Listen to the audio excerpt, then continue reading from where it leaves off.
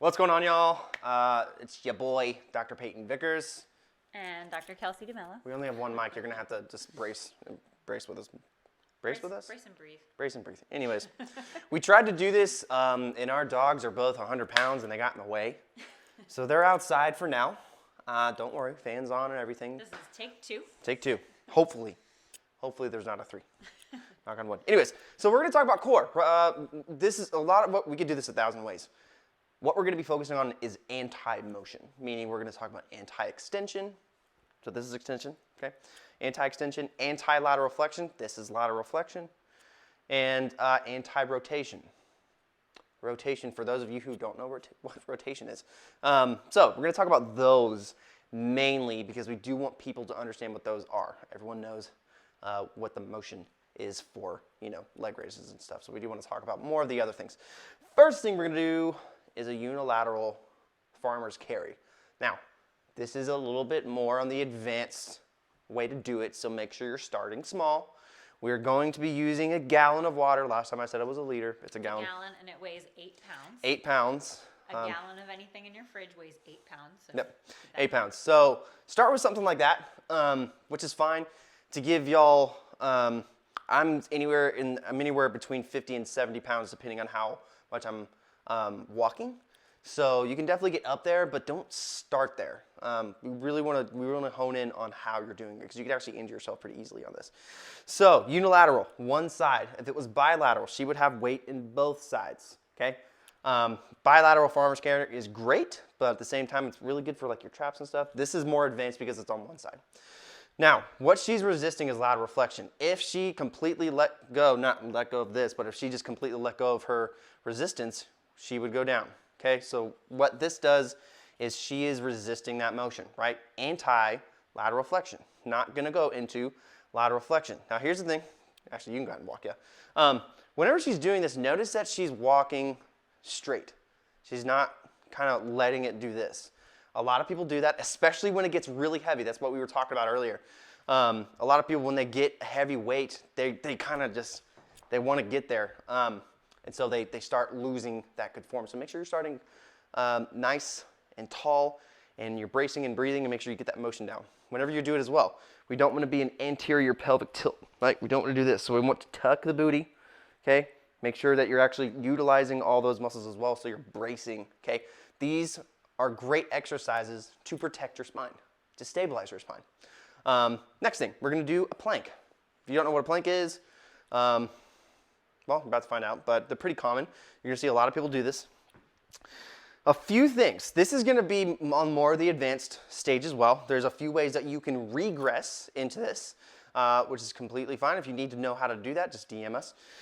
So this is going to be anti-extension.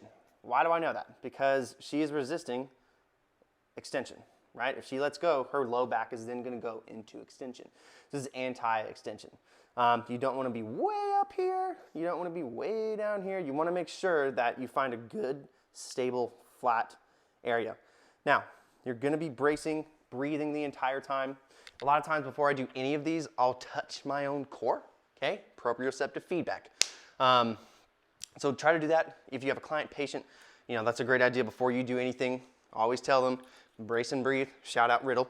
You always want to come up to them and say, okay, so I want you to brace and breathe. Whenever you touch them, it gives them feedback into that brain. You can do the same thing for yourself, okay? It's actually really helpful. So next thing is going to be anti-rotation, Pavlov press, okay? Pavlov press is a motion whenever you're doing this, but the idea here is we're not in a gym. The reason why we're not in the gym is because we have a ton of people that are kind of across the country. Boston, for example, we have a ton of people in Boston and the gyms aren't open yet. So we wanted to create an atmosphere that anyone could relate to. So we are doing this at home. So you're gonna have to use your imagination. But you can use a cable machine, okay? Now, there's a few ways you can do this. The cable can be from high to low, meaning that she is resisting going up that way, okay?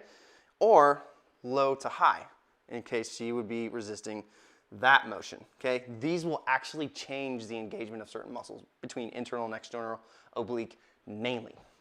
Same thing, brace and breathe, all that good junk. But if you don't have a cable machine, or bands. You can also do this with bands too. Works great with bands. You're gonna find a wall. Or if you have a partner, she's gonna push into me. Two ways we can do this. She's gonna push into me. So she's actually creating that rotation. So this is gonna be a little bit different because it's not necessarily anti-rotation. She's actually trying to rotate, but she is getting blocked. So if you don't have something that can pull you, this is the better bet. Now, if you do have a partner, relax. If you do have a partner, just lean, have her hold that. Now, this is actual true anti-rotation, okay? Because she's resisting the force, obviously, she's resisting me. So yeah, if you have bands or if you want, we could do this 1,000 ways. So if you need help trying to figure out good ways to do this at home, if you have bands, if you do have a gym, stuff like that, let us know. Again, the idea is that if you're home, this is against a wall, and you're pushing into the wall and holding for 20 to 30 seconds. Sure, y'all can. Hopefully, y'all can see me.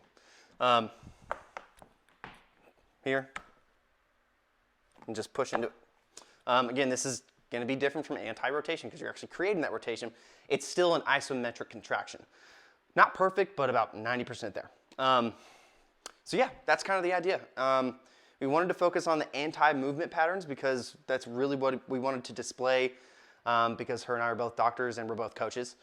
So we wanted to show people that it's probably better for the average population, instead of having one dumbbell or kettlebell, instead of doing this as a workout, instead of doing that, it's better to protect your spine. Better to protect your spine by just holding it, resisting that motion, and walking. Doing this. You can get real creative. You can use bands and stuff like that. But the idea is, again, if you're not a baseball player, if you're not a golfer, if you're a desk jockey, get it? If you're on the computer a whole lot and you're not really doing those motions, you can protect the spine better, if that makes sense. Just resisting motion, resisting movement is the best way to do that. Now, I'm not saying that these are bad exercises. I'm saying, functionally speaking, you should also put in there anti-movement patterns as well. If you have any questions, you can DM us. And we'll see y'all next week unless you have anything. All right. Chung Deuce. Bye. Love y'all.